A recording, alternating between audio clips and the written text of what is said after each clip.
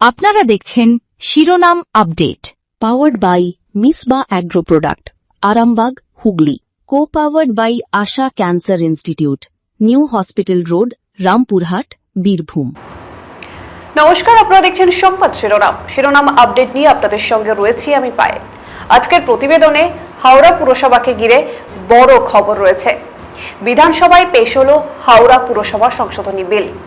বদল আসতে চলেছে পুরসভার ওয়ার্ড বিন্যাসে। বর্তমানে হাওড়া পুরসভায় যে 50টি ওয়ার্ড রয়েছে, প্রস্তাবিত সংশোধনের মাধ্যমে সেই সংখ্যা বেড়ে হতে পারে 68, অর্থাৎ এক ধাক্কায় বাড়ছে 18টি ওয়ার্ড। আজ বিধানসভার বিশেষ অধিবেশনে কলকাতা ও হাওড়া দুই পুরসভার ওয়ার্ড পুনর্বিন্যাস সংক্রান্ত সংশোধনী বিল নিয়ে আলোচনা হচ্ছে। এর ফলে শুধু পুরসভার মানচিত্রই বদলাবে না, বদলে যেতে পারে আগামী দিনের নাগরিক প্রশাসনের কাঠামো এবং পুরো রাজনীতির সমীকরণও। তবে প্রশ্ন উঠছে এখানে, কেন বাড়ানো হচ্ছে হাওড়া পুরসভার ওয়ার্ড? কোন কোন এলাকার সীমানায় পরিবর্তন আসতে পারে? নতুন ওয়ার্ড হলে নাগরিক পরিষেবায় কি প্রভাব পড়বে?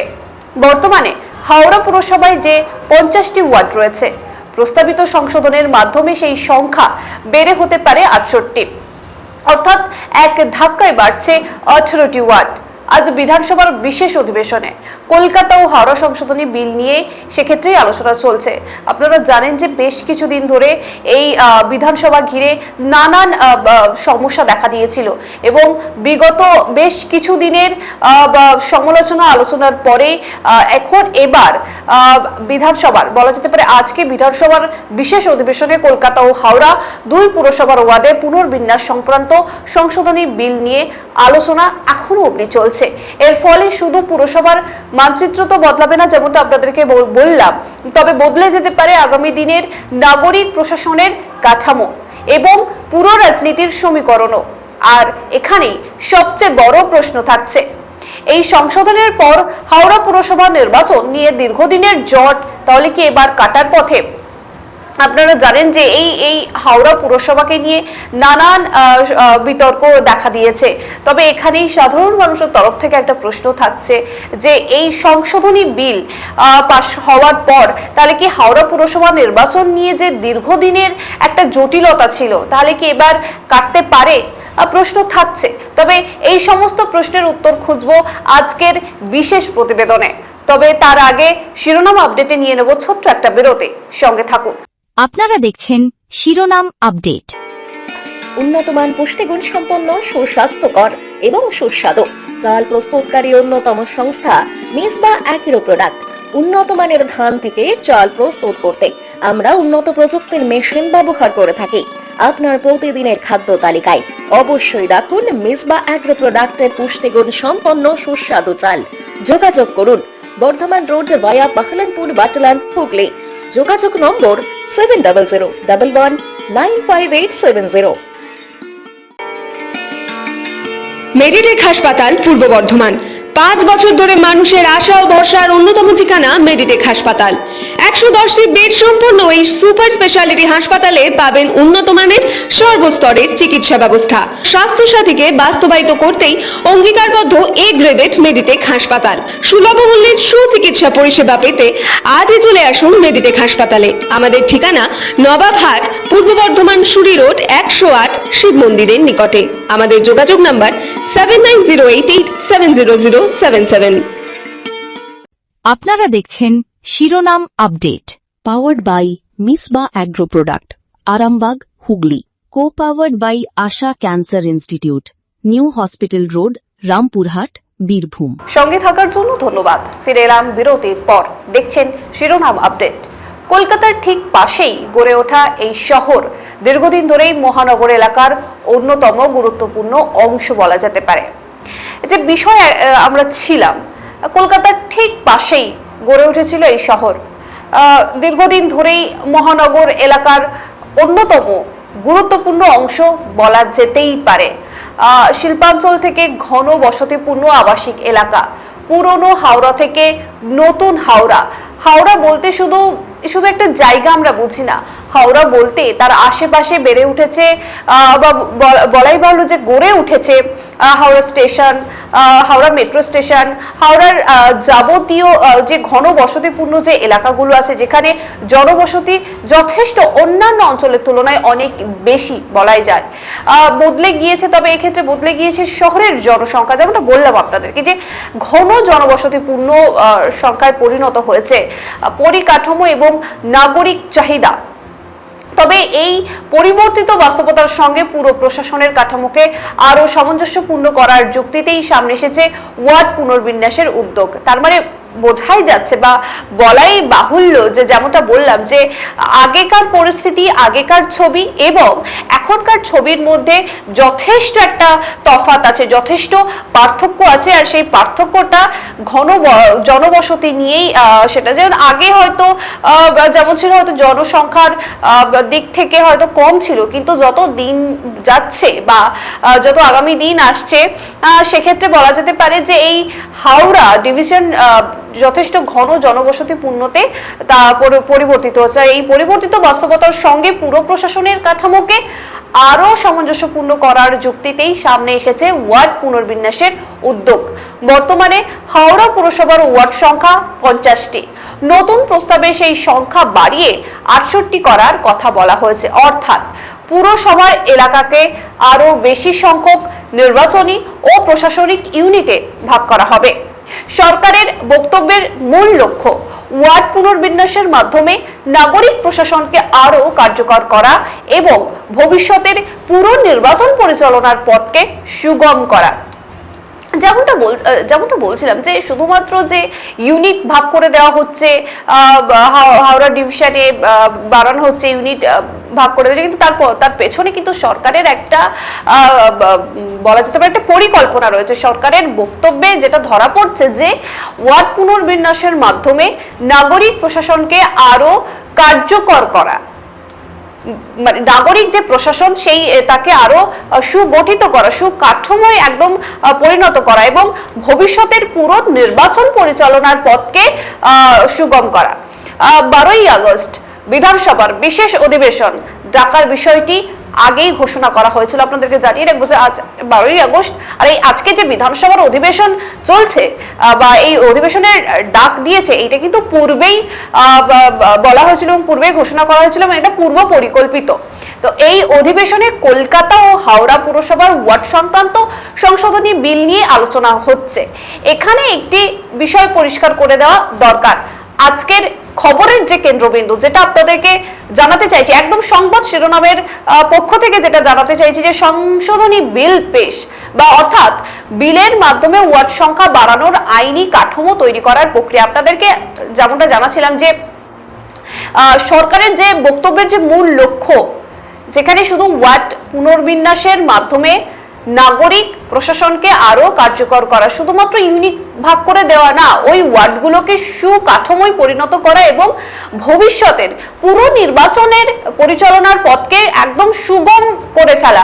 আর এই অধিবেশনে কলকাতা ও হাওড়া পুরসভার ওয়ার্ড সংক্রান্ত সংশোধনী বিল নিয়ে আজকে সেখানে আলোচনা চলছে।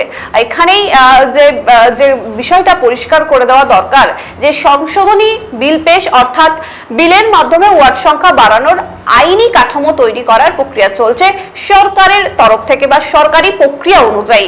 এই মুহূর্তে সবচেয়ে বেশি যে আলোচনার যে সংখ্যা, যে 50 থেকে 68 অর্থাৎ 18টি ওয়ার্ড বাড়ানোর প্রস্তাব। কিন্তু কেন এই ওয়ার্ড বৃদ্ধি, কেন? এর উত্তর খুঁজতে গেলে দেখতে হবে যে হাওড়া শহরের বর্তমান জনবিন্যাস এবং নাগরিক বাস্তবতা। একদম আপনারা জানেন, যেমনটা আপনাদেরকে পূর্বেই আমি বললাম যে হাওড়া কিন্তু শুধুমাত্র একটা শিল্পাঞ্চল নয়। হাওড়াতে কিন্তু যথেষ্ট ঘন জনবসতিপূর্ণ মানুষজন থাকে এবং সেখানে সারাদিনে মানুষের যাতায়াত রয়েছে। শহর জুড়ে ব্যস্ততম বলা যেতে পারে যে হাওড়ার যে ইউনিট, একদম বলা যেতে পারে হাওড়া ডিভিশন, সেখানে কিন্তু মানুষের আনাগোনা লেগেই থাকে। আর সেখানে কিন্তু আস্তে আস্তে বিভিন্ন রাজ্য থেকেও কিন্তু মানুষজন এসে কিন্তু সেখানে একটা কর্মসংস্থানের জায়গা খুঁজছে বা কর্মসংস্থান নিজেদের জন্য তৈরি করার চেষ্টা চলছে। আর এক্ষেত্রেই একটি বড় ওয়ার্ডে জনসংখ্যা বেশি হলে একজন কাউন্সিলরের উপর নাগরিক পরিষেবার নজরদারির চাপও বাড়ে। এটা বলাই বাহুল্য যে আপনাদেরকে যদি একটু বুঝিয়ে বলি যে একটা ফ্যামিলিতে যদি একটা পরিবারের মধ্যে যদি আমরা একটু ঢুকি, সেখানে যদি 5 জন মানুষ থাকে বা 10 জন মানুষ থাকে এবং 10 জন মানুষের মধ্যে যদি বাবা না থাকে, শুধু যদি মা থাকে, তাহলে সেক্ষেত্রে কি হবে? সেক্ষেত্রে মায়ের উপরে পুরো দায়িত্বটা চলে আসবে। আর সেক্ষেত্রে সেই ফ্যামিলিকে বা সেই পরিবারকে বলা যেতে পারে যে চালনা করার ক্ষেত্রে কিন্তু একটা বিশাল বড় সমস্যার মধ্যে পড়বে। এবং সেই জায়গা থেকে দাঁড়িয়ে এই যে ইউনিট যে ভাগ করা হচ্ছে হাওড়া অঞ্চলে, সেক্ষেত্রে যে বাস্তবতার সামনে পড়ছে, যে যেমনটা বললাম যে হাওড়া শহরের বর্তমান জনবিন্যাস এবং নাগরিক যে বাস্তবতা, যে ছবি ধরা পড়ছে, যে আজকের দিনে দাঁড়িয়ে যে ছবি ধরা পড়ছে, বহু মানুষ সেখানে থাকছে, তারা আস্তে আস্তে কর্মসংস্থান করতে করতে তাদের নিজস্ব একটা তারা এই শহরের একটা নিজেদের লোকাল মানুষ হয়ে উঠছে। তো সেক্ষেত্রে একটা বড় ওয়ার্ডের জনসংখ্যা যদি খুব বেশি হয়, উদাহরণের সঙ্গে আপনাদেরকে বললাম যে সেখানে যদি খুব বেশি হয়, তাহলে একজন কাউন্সিলরের উপর নাগরিক পরিষেবার নজরদারির চাপ বাড়তে পারে এবং সেক্ষেত্রে কিন্তু সেই কাউন্সিলরের পক্ষে সমস্ত দিক খুঁটিয়ে নাটি দেখা কিন্তু খুবই সমস্যার একটা বিষয়। তারা কিন্তু যে সব দিক, মানে যদি তারা নিরাপত্তার দিকটাতে ভাবে, তাহলে কাউন্সিলর সেদিক থেকে কিন্তু শুধু নিরাপত্তা অতজন মানুষকে একজন কাউন্সিলরের পক্ষে কিন্তু দেওয়াটা সম্ভব নয়। সেক্ষেত্রে আরো যেসব সমস্যাগুলো থাকছে, রাস্তা, নিকাশি, পানীয় জল, একদম সবচেয়ে গুরুত্বপূর্ণ বিষয় এই মুহূর্তে পানীয় জলের ব্যবস্থা। আমরা বহু জায়গায় ধরা পড়েছে যে পানীয় জলের অবস্থা কিন্তু খুবই সংকটময়, বা বলা যেতে পারে যে পানীয় জল ঠিকঠাক করে পাচ্ছে না। আর আমাদের দৈনন্দিন জীবনে যদি বাঁচতে গেলে পানীয় জল একটি গুরুত্বপূর্ণ বিষয়।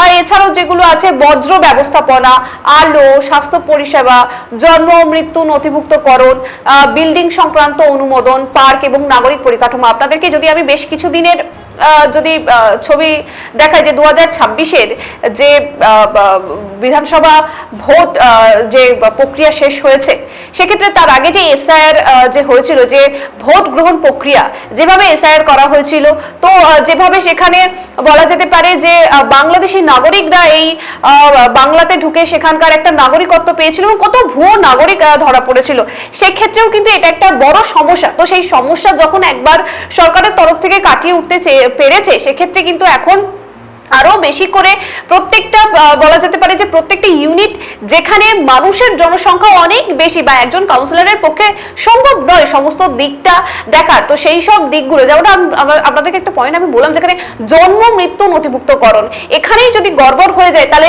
সে একদম সেই পুনরায় কিন্তু এসআইআর এর মতন প্রক্রিয়া আবার শুরু হয়ে যেতে পারে, যেখানে অবৈধ ভোট প্রক্রিয়া বা নাগরিক তারা কিন্তু আবার চলে আসতে পারে, বা বাংলাদেশি নাগরিক যে নিয়ে কিন্তু এতদিন একদম রাজ্য রাজনীতিতে তোলপাড় চলেছিল।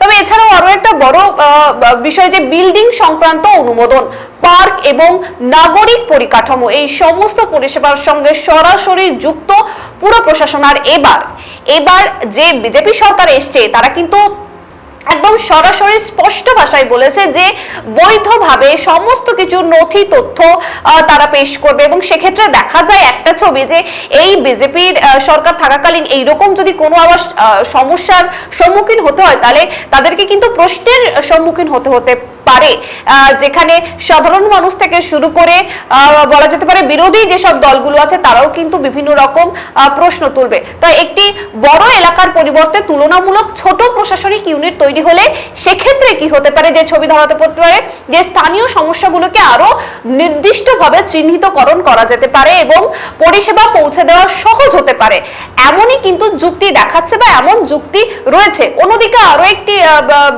বলা যেতে পারে, অন্যদিকে ওয়ার্ড পুনর্বিন্যাসের মাধ্যমে শুধু সংখ্যা বাড়ানো নয়, এর সঙ্গে জড়িয়ে থাকে সীমানা নির্ধারণ, কোন রাস্তা কোন ওয়ার্ডে থাকবে, কোন পাড়া কোন ওয়ার্ডের অংশ হবে, কোন এলাকার ভোটার কোন ওয়ার্ডে ভোট দেবেন, এই সমস্ত বিষয় গুরুত্বপূর্ণ।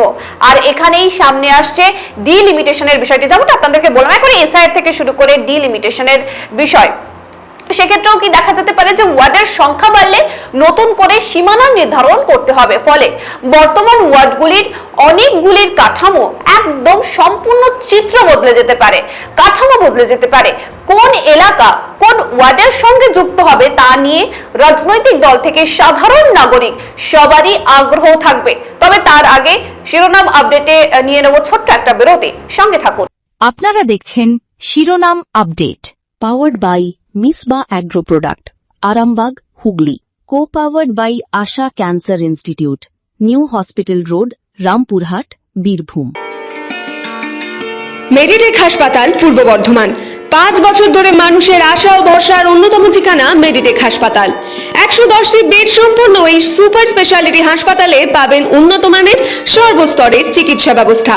স্বাস্থ্য সাথীকে বাস্তবায়িত করতেই অঙ্গীকারবদ্ধ এ গ্রেডেড মেডিটেক হাসপাতাল। সুলভ মূল্যে সুচিকিৎসা পরিষেবা পেতে আজই চলে আসুন মেডিটেক হাসপাতালে। আমাদের ঠিকানা নবাবহাট, পূর্ব বর্ধমান, সুরি রোড, 108, শিব মন্দিরের নিকটে। আমাদের যোগাযোগ নাম্বার 7908870077। উন্নতমান পুষ্টিগুণ সম্পন্ন সুস্বাস্থ্যকর এবং সুস্বাদু চাল প্রস্তুতকারী অন্যতম সংস্থা মিসবা অ্যাগ্রো প্রোডাক্ট। উন্নত মানের ধান থেকে চাল প্রস্তুত করতে আমরা উন্নত প্রযুক্তির মেশিন ব্যবহার করে থাকি। আপনার প্রতিদিনের খাদ্য তালিকায় অবশ্যই রাখুন মিসবা অ্যাগ্রো প্রোডাক্টের পুষ্টিগুণ সম্পন্ন সুস্বাদু চাল। যোগাযোগ করুন বর্ধমান রোড ভায়া বাহলানপুর, বাটলান, হুগলি। যোগাযোগ নম্বর 7001119580। আপনারা দেখছেন শিরোনাম update, powered by Misba agro product, Arambagh, Hooghly. Co powered by Asha cancer institute, new hospital road, Rampurhat, Birbhum. সঙ্গে থাকার জন্য ধন্যবাদ। ফিরে এলাম বিরতির পর। দেখছেন শিরোনাম আপডেট। হাওড়া পুরসভার ওয়ার্ডের যে বিষয়ে আমরা আলোচনা করছিলাম, যে হাওড়া পুরসভার ওয়ার্ড পুনর্বিন্যাসের সঙ্গে সরাসরি যুক্ত আরো একটি গুরুত্বপূর্ণ বিষয়, পুর নির্বাচন প্রক্রিয়া। যেমনটা বললাম যে এসআইআর প্রক্রিয়া, হাওড়া পুর নির্বাচন নিয়ে দীর্ঘদিন ধরেই আলোচনা রয়েছে। আগের কাঠামো, এলাকা পুনর্বিন্যাস এবং আইনি জটিলতার কারণে নির্বাচন নিয়ে নানা সময়ে প্রশ্ন উঠেছে। 2026 সালের শুরুতেও, একদম যেমনটা বলছিলাম আপনাদেরকে শুরুতেও, হাওড়া পুরসভা সংশোধনী বিলের মাধ্যমে আইনি জটিলতা কাটিয়ে পুর নির্বাচনকে এগিয়ে নেওয়ার কথা বলা হয়েছিল। এবার আবার নতুন করে সামনে এলো ওয়ার্ড পুনর্বিন্যাসের প্রস্তাব। ফলে স্বাভাবিকভাবেই প্রশ্ন, নতুন ওয়ার্ড কাঠামো তৈরি হবার পর কি পুর নির্বাচনের রাস্তা আরো পরিষ্কার হবে? যদিও নির্বাচনের নির্দিষ্ট দিনক্ষণ নিয়ে এই বিল নিজে কোনো চূড়ান্ত ঘোষণা নয়, তবে ওয়ার্ডের কাঠামো নির্ধারণ পুর নির্বাচন প্রক্রিয়ার একটি গুরুত্বপূর্ণ প্রশাসনিক ধাপ। তবে এখানে আরো একটি বড় রাজনৈতিক দিক রয়েছে। হাওড়া শুধুমাত্র প্রশাসনিক ভাবে গুরুত্বপূর্ণ নয়, রাজনৈতিক ভাবে অত্যন্ত একটি গুরুত্বপূর্ণ জায়গা, যেখানে কারণ হাওড়া পুরো এলাকা একাধিক বিধানসভা কেন্দ্রের সঙ্গে যুক্ত। ফলে ওয়ার্ডের সীমানা বদলালে স্থানীয় রাজনৈতিক সমীকরণেও তার প্রভাব পড়তে পারে। হাওড়ার পুরো এলাকা বিভিন্ন বিধানসভা কেন্দ্রের মধ্যে বিস্তৃত। নতুন ওয়ার্ড কাঠামো তৈরি হলে স্থানীয় যে রাজনৈতিক সংগঠন গুলিকেও নিজেদের কৌশল নতুন করে আবার সাজাতে হতে পারে। তবে কোন এলাকায় কোন দলের সংগঠন শক্তিশালী, কোন ওয়ার্ডে জনসংখ্যার চরিত্র কি, কোথায় নতুন ভোটার বাড়ছে, কোথায় পুরনো বসতি, কোথায় শিল্পাঞ্চল, কোথায় দ্রুত আবাসন তৈরি হচ্ছে, এই সমস্ত বিষয়ই পুর নির্বাচনে গুরুত্বপূর্ণ হয়ে উঠতে পারে। তাই ওয়ার্ড সংখ্যা বৃদ্ধি শুধুমাত্র প্রশাসনিক সিদ্ধান্তই নয়, এর রাজনৈতিক অভিঘাতও থাকতে পারে। নতুন ওয়ার্ড কাঠামো তৈরি হলে স্থানীয় রাজনৈতিক সংগঠনগুলিকে নিজেদের কৌশল, যেমনটা বললাম যে নিজেদের কৌশল আবার নতুন করে সাজাতে হতে পারে। তবে আপনাদেরকে আবারও একবার জানিয়ে রাখবো যে কোন এলাকায় কোন দলের সংগঠন শক্তিশালী, কোন ওয়ার্ডে জনসংখ্যার চরিত্র কি আছে, বা যেটাকে বলা হয় যে জনসংখ্যার সংখ্যা কি, কোথায় নতুন ভোটার বাড়ছে, কোথায় পুরনো বসতি, কোথায় শিল্পাঞ্চল, কোথায় দ্রুত আবাসন তৈরি হচ্ছে। তবে সরকারের সামনে যেমন যুক্তি রয়েছে নাগরিক প্রশাসনকে আরো কার্যকর করার, তেমনি বিরোধী রাজনৈতিক দলগুলির পক্ষ থেকে প্রশ্ন উঠতে পারে, ওয়ার্ড পুনর্বিন্যাসের প্রক্রিয়া কতটা স্বচ্ছ, সীমানা নির্ধারণের ভিত্তি কি, জনসংখ্যার অনুপাত কিভাবে বিবেচনা করা হবে এবং সব পক্ষের মতামত কি যথেষ্ট গুরুত্ব পাবে। ওয়ার্ড ডিলিমিটেশন একটি অত্যন্ত গুরুত্বপূর্ণ প্রশাসনিক প্রক্রিয়া, কারণ একটি ওয়ার্ডের সীমানা নির্ধারণের সঙ্গে সরাসরি যুক্ত থাকে ভোটারদের প্রতিনিধিত্ব। একটি এলাকায় যদি জনসংখ্যা বেশি হয়, সেখানে ছোট আকারের একাধিক ওয়ার্ড তৈরি করার প্রয়োজন হতে পারে। আবার ভৌগোলিক সংযোগ, রাস্তা, নদী, রেল লাইন বা অন্যান্য প্রাকৃতিক ও পরিকাঠামোগত সীমারেখাও বিবেচনায় আসতে পারে। তবে হাওড়ার মতন ঘন বসতিপূর্ণ এবং দ্রুত পরিবর্তনশীল শহরের এই কাজ আরো গুরুত্বপূর্ণ সেটা বলাই বাহুল্য, কারণ এখানে একই সঙ্গে রয়েছে পুরনো শহরাঞ্চল, ঘনবসতি, শিল্প এলাকা, রেল ও পরিবহন কেন্দ্র, নতুন আবাসন এবং শহরতলির সঙ্গে সংযোগকারী বিস্তৃত এলাকা। তাই নতুন ওয়ার্ড তৈরি হলে শুধুমাত্র রাজনৈতিক মানচিত্র নয়, নাগরিক পরিষেবার মানচিত্র বদলে যেতে পারে। এবার আসা যাক সংখ্যার খেলায়। যেমনটা আপনাদেরকে বলছিলাম যে হাওড়ায় প্রস্তাবিত বৃদ্ধি 50 থেকে 68, অর্থাৎ 18টি অতিরিক্ত ওয়ার্ড। আর একই বিশেষ অধিবেশনের কলকাতা পুরসভার ক্ষেত্রেও ওয়ার্ড সংখ্যা বৃদ্ধির প্রস্তাব রয়েছে। কলকাতায় 144 থেকে 209 করার প্রস্তাব সামনে এসেছে, অর্থাৎ কলকাতা ও হাওড়া দুই পুরো এলাকাতেই বড় ধরনের প্রশাসনিক পুনর্বিন্যাসের উদ্যোগ।